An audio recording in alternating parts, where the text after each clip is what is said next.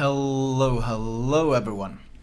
Well, I haven't seen you talk to you guys in a while, and that's because today I will be featuring a ship that, well, I protested a fair bit about. That is the Smolensk, the tier 10 Russian cruiser, premium, available for coal. And, well, I don't think it fits the game because I think it's too powerful. It's got too many things going for it as it is. The first things you might notice on it is the fact that it actually has only 32.4k health, which puts it at the very bottom of the cruiser health pool at tier 10. In fact, the Colbert has 36.1, and the closest non-premium I would say is the Zao at 40.8. So the health pool is extremely low. It also has pretty much, I think it has no torpedo belt at all, which is also quite unique. Even something like a Des Moines has a 7% torpedo belt, something like a Moskva has like 28%, so having none at all means that of course torpedoes hit this thing extremely hard.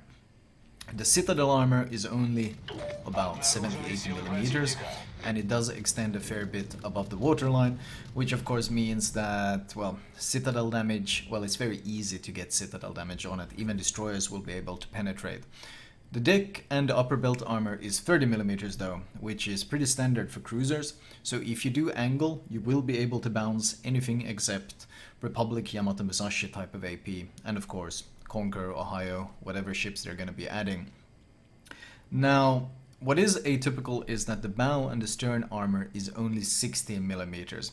16 millimeters is unique because of the match mechanic, which means that while you can bounce other cruisers, 203mm cruisers, any ships with 230mm guns and larger will be able to overmatch. That means Henry, that means all the super cruisers, all of them will be able to overmatch your armor, so obviously they will be able to punish you quite easily. Now, the 16mm armor does however mean that fighting other 203mm cruisers is honestly quite easy, because the ship has amazing firing angles and really insane DPM, so you can trade quite easily with them. Speed-wise, the ship does 35 knots base, with the speed flag 36.8, which is, once again, really fast. It's faster than Moskva, it's as fast as Stalingrad, it's faster than Zao, faster than Worcester, faster than Minotaur. It's absolutely one of the faster cruisers in the game. I think the only things that are actually faster than this thing is Henry and Colbert, and both of those because of the speed boost. It outpaces every other cruiser in the game. It also has a very good turning circle of 750 meters, a pretty good rudder shift of 8.2. In fact, the rudder shift is so good that I've gotten away with running the acceleration mod instead of the rudder shift mod on it. Concealment, very good, 12.8 I think, without anything, but then of course if you properly build for it you can get much stealthier. I've opted to not run Concealment Expert because I think you can get away with it, because, well, most of the time you want to be shooting, or you're in a smoke, or you're behind an island, in situations where Concealment Expert doesn't really benefit you that much. The smoke firing penalty is only 5.9 because the guns are only 130mm guns. That's pretty much what makes this cruiser unique, is the fact that the guns are extremely small caliber. The only one with smaller guns is the Colbert with 127s, but the smallest 130mm guns are practically Grozovoi guns. You have 16 of them, 4 quadruple turrets, very fast reload, 4.5 with the build I'm running, I think 3.6 with BFT and the reload module. The base range is 13.8, with AFT you got 16.6, which I've found to be very comfortable. The turret traverse is incredibly fast. It's, I think, 6 seconds for a 180-degree turn, so basically you'll always have guns available. The firing angles are amazing. The shell velocity is actually bafflingly fast. I think it's something like 950 meters per second, basically Grozovoi guns. So you have no real issues lobbing these shells as practically everything that moves. The fire chance is quite low per shell, it's only 8%, but then you gotta consider that you're lobbing such an insane amount of shells at the targets that you are the third best fire starter in the game. The best being the Colbert, the second best being the Worcester, and you're the third best when it comes to starting fires. I think actually with the reload module build I'm running, the only one that beats this thing at starting fires is the Colbert. So honestly, an absolutely insane HE spammer in every way. The HE DPM is brutal, but it does of course have some downsides. Namely, the downsides are that because your guns are only 130mm, you don't really penetrate much. The base pen is only 22mm. Now, with IFHE, you can achieve 28.6mm pen, which means, just like you saw in the Des Moines, you can penetrate a 27mm heavy cruiser armor, and you can penetrate the usual 25mm cruiser armor. But with the IFHE changes coming, this is of course something that might be subject to change, and something you have to keep in mind when you're investing, that things might change in the future. The HE DPM though with the full build is absurd. It's 485k. So against cruisers like for example Des Moines, any other cruisers you're fighting, this is why I mentioned that this ship makes for an absolutely insane 1 versus 1 duelist against other cruisers. You can angle against their AP, and then it becomes an HE battle, which is a DPM battle. And when it comes to DPM battles, it's really hard to beat the Smolensk. AP is also incredibly impressive. I'll see if I can actually get an opportunity to show it, but you don't have any improved pen angles. You got the stock standard pen angles, so you need a lot of broadsides to actually make use of them. The penetration is, I think, it's at 10 kilometers. You're pretty far. You're pretty much at the bottom. I think even the Colbert has better penetration, but it doesn't really matter too much because the sheer AP DPM you can pump out just aiming for the upper belt is brutal. So what about the rest of the ship? We've gone through the basic characteristics here, the basic playstyle. Well, it's everything you kind of don't want to face. It's a fast, agile, stealthy, hard-hitting, HE spamming monster that can smoke up at will. It also has incredibly good AA, and if you spec for defensive AA as I do, carriers carriers struggle to touch it in any way because, well, there's just so much damage coming their way. So it's hard to deal with, and it's hard to dislodge, it's hard to push down. And the biggest counter really is DDs, but you don't really want to rush down a Smolensk in the destroyer. You don't really want to spot the Smolensk in the destroyer, because if there's a friendly destroyer around, then you get spotted and then you get focused by 16 Kutuzov guns. And that's not really something any destroyer wants to do. I forgot to mention it also has torpedoes, 4 torpedoes, 8 km. A pretty classic Soviet torpedoes. I think they hit for 14.4, don't quote me on that, but I think the damage is fairly standard. I defended this flank, farmed about almost 100k damage on this flank, stopped their push in their tracks. The Des Moines is still hiding behind the island, and at this point I expect they will be able to roll over this flank quite easily. So considering how heavily we're outnumbering on this flank, and considering how badly the right flank is collapsing, I'm moving the Smolensk across the map. Once again, very fast ship, very quick on the move. There's a Stalingrad in a central position, which I have to keep in mind, of course. He overmatches my armor, his improved pen angles, his great penetration. He can quite easily one-shot me, and his radar can easily counter my smoke. On the other hand, if I head south, I got a Zal, a ship that you can easily 1 versus 1 in the Smolensk and absolutely demolish, and the Core Force pushing up. I do pop my smoke because I'm afraid of being crossfired when I start picking a fight with this guy, and the smoke, of course, very classic Kutuzov gameplay, except at tier 10. The DPM, thanks to IFHE. Now Zao does have enough deck armor to shatter, and the turrets will shatter some of your HE, but honestly, it's still not enough, especially with the fire chance, constantly getting those fires started, and just with the sheer amount of shells you're throwing his way. The Minotaur is opening up on him as well, so he's having a hell of a time, and the Core Force is trying to push in, so he becomes the next target. If there's no radars or torpedoes to dislodge the Smolensk, 5.9 km smoke concealment means that you can pretty much park right next to the opponent and just start spamming him. That doesn't mean that you can't get blind fired in the smoke, but look at that fire chance. Look at that fire chance. The Core Force already damage con because too many fires on him, and now we just start pouring in the shells.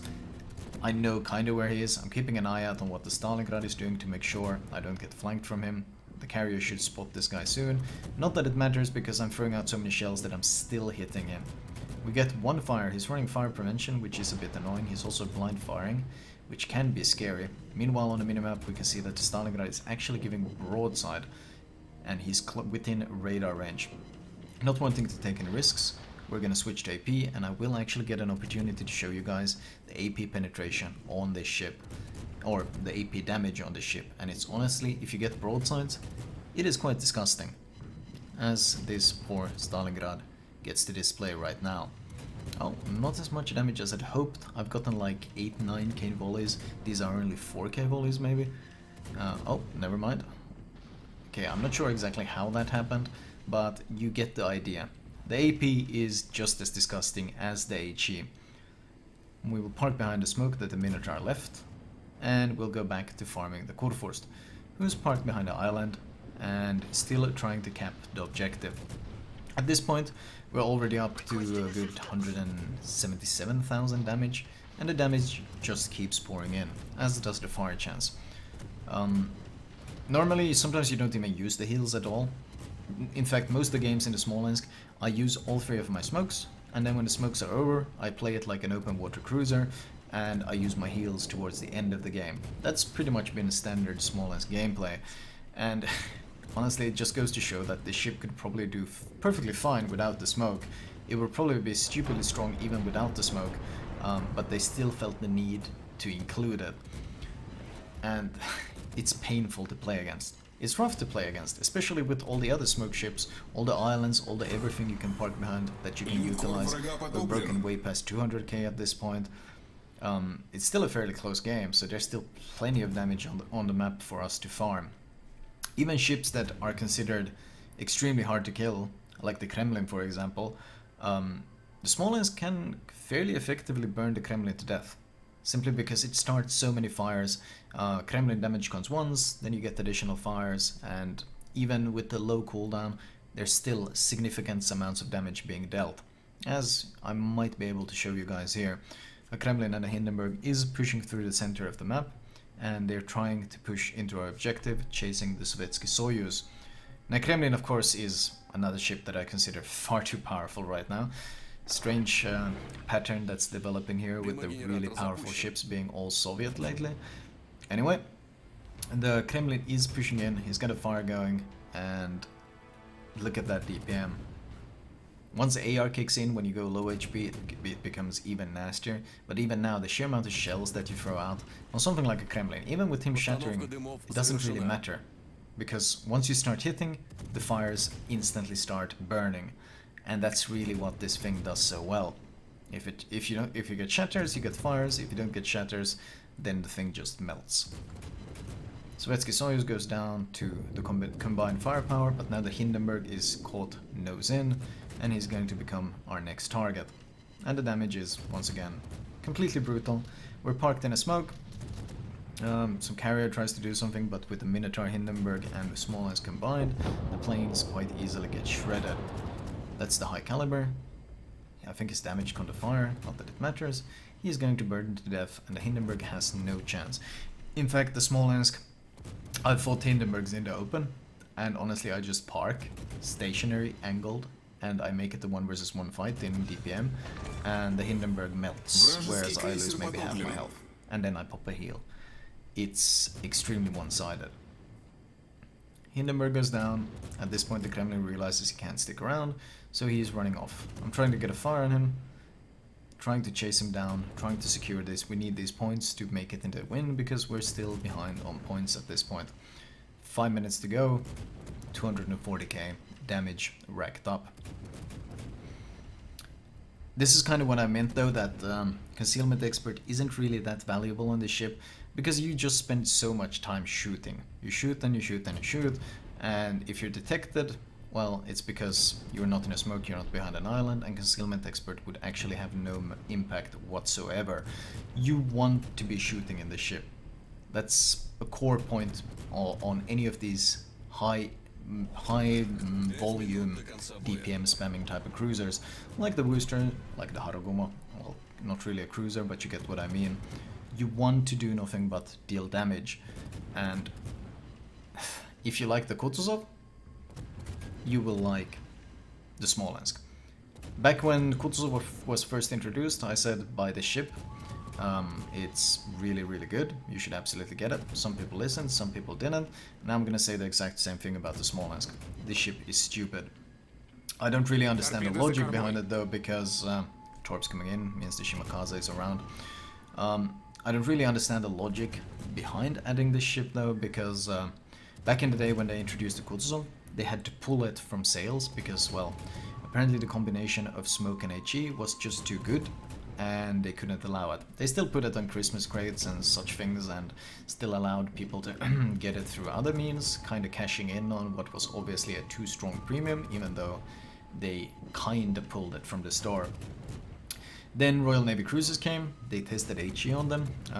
I even got to play those HE cruisers, HE Minotaurs and such, and they decided that no, the combination of a lot of HE, a lot of spam and smoke was just too powerful, just too toxic, and they pulled it, and instead they gave Minotaur only AP. And now as of late, it looks like, well, they're just reversing all those decisions. First we had the Haraguma, which is already very kind of painful to play against, but it's still limited to DD DPM, well, kind of limited. But now this Smolensk thing, I honestly don't see what the justification for this type of ship is. We are talking some of the best DPM in the game, limited only by penetration, smoke, and great firing angles, great AA, great speed. This ship is nasty.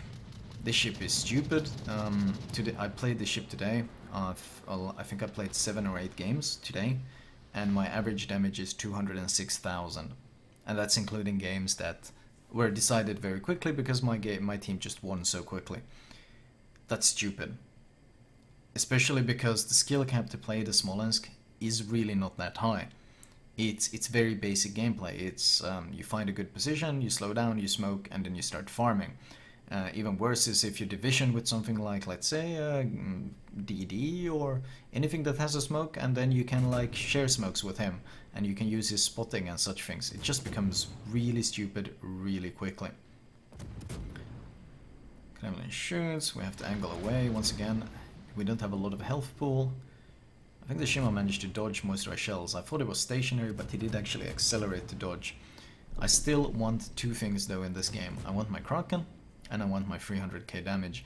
So we're actually going kind of aggressive on this Kremlin back here, because I really want to make sure that I can secure those, because, well, it always puts kind of exclamation mark on any statement you make, like this ship is maybe a bit too good, when you put in some really big scores in it. It's hard to disagree with those kinds of things. Popping defensive AA to help my Hindenburg with the planes, and we're farming again. See the firing angles? Look how well my ship is angled on the bottom left. You can see how steep this angle is, which I'm at, and this is why you can easily dominate other cruisers in this thing, because, well, if they can't overmatch your armor, they have to switch to HE, and trying to trade in HE battles against this kind of thing, you have no chance. You honestly have no chance. Oh, getting a bit greedy, really want that Kraken, really want to make sure the Hindenburg doesn't steal it, and my greed will come back and haunt me, and it will punish me here. The Shima just threw basically random torps, I think even on the carrier, and I turned them away and caught them all. At this point though, it no longer matters, because the Kremlin is dead, Shimakaze is outside of smoke, and the carrier will just be able to free farm him with the Hindenburg steaming towards him with 40 seconds remaining. And then RNG decides that, well, the game should end much quicker than that. At this point, obviously, they have no more chance, and the game ends, well, about 20 seconds later in a pretty comfortable victory. Confederate Kraken with her high caliber, 304,000 damage, 22 fires, 1,077 shell hits, and this is no longer a VIP ship. This is no longer me having fun with some test ships. This is a ship that Wargaming felt was suitable to be added to the live servers. And, well, this is what you get. Team score 2.9k, sadly not war base XP, but it was a carrier game with a lot of tier 10s, and it was a fairly close game. Could have maybe been better if I hadn't eaten those unnecessary torps towards the end, but honestly, at this point, if you can eat unnecessary torps and still do this, that's a point in itself. Detailed report wise, I shot 2,700 HE shells, 100 AP on the Stalingrad, 121,000 fire damage. You get a witherer for 60k, so this is technically a double witherer. It's just too much. Too much in every possible way. And since you guys won't stop asking me about what build I'm using, I will show it to all of you right now. Right, as usual, I will start with the modules. In this case, consumable wise, I prefer the defensive AA or the Hydro because, well, much like the Kutuzov, I think that Hydro isn't necessary to perform in the ship. I think you can play around not having Hydro much better than you can play around not having defensive AA. Simply because, well, carriers are busted. I don't think there's any other really way. Tier 10 carriers, if they want to kill you, they can kill you really easily if you don't have defensive AA. Whereas, as long as you angle, as long as you position yourself wisely, you can kinda counter destroyers fairly well. At least that is my opinion of the matter. Regardless though, I prefer to go defensive AA, smoke, and of course heal. Upgrade wise, turret and torpedo tube survivability. AA duration, once again, if you're running Hydro, you should run Hydro duration. The AA mod, you should run this one regardless of if you're running Hydro or not, since it adds some flack to this. Once again changed AA. I swear every time we get some sort of consensus of what kind of AA we should have, Wargaming kind of fiddles with it, and now we're kind of back to square one, and now I have to explain how priority sector works and how massive AA works and all of this, so getting a bit annoying here, but I mean, at least they're trying to change things up, they're trying to achieve some sort of balance here, so that's at least good. Concealment expert and a main gun reload. Captain build wise, I actually go priority target, followed by adrenaline rush, followed by superintendent, followed by AFT. So basically additional smoke, additional heal, additional range, followed by IFHE to get that increased penetration, allow you to melt those cruisers. BFT, because once again these are small caliber guns, so you actually get a 10% reload buff just for speccing BFT. And finally, last stand, because this thing loses engine and especially rudder extremely often. Now, concealment expert is an option, but honestly I think the ship can do quite well without it, because you sit in your smoke, or you're running around kiting, shooting all the time, or you're hiding behind island shooting. Concealment expert isn't, in my opinion, as vital on the Smolensk as it might be on some other cruisers. Flag wise, well, the priority flags I would say is probably the fire chance, because you throw a lot of shells but not with a high fire chance, so adding 1% there is actually a pretty significant impact. Improved healing is never bad. Additional speed flags, oh, I should buy some additional ones on Russia. Faster consumable usage, once again faster smoke, very convenient. AA, not that bad, and then you basically can slap whatever you want on it, whatever. If you're grinding Captain XP, if you're grinding credits, whatever. That is the base build of the ship. And as I mentioned before, I think the ship is stupidly powerful, far too strong. In fact, right now in Russia, including some games that basically were won too quickly for me to even get any sort of stats recorded. Right now I played 12 games on Russia in the ship, and we have, well, my average damage is 184,000. I played some of these games yesterday. Today when I played, my average damage was over 200,000. So it really puts into perspective what kind of monster they have introduced to the game. And as I said in my previous preview of the ship, is that it's far too strong. I hope they're gonna nerf it heavily. I hope they never release it. They ignored it, so yeah. People ask me, what do you recommend? Should I get Yoshino? Should I get blah blah blah? No, just get Smolensk. Should I get Jan Bart? No, get Smolensk. Should I get Salem? No, get Smolensk. As long as this ship is as busted as it is right now, there is literally no reason to get anything else, especially for random battle farming. The Smolensk is absolutely stupid. Anyway, that was all from me. I hope you guys enjoyed this first commentary in a while. It truly has been a while. I will talk to you guys later. Thank you for watching.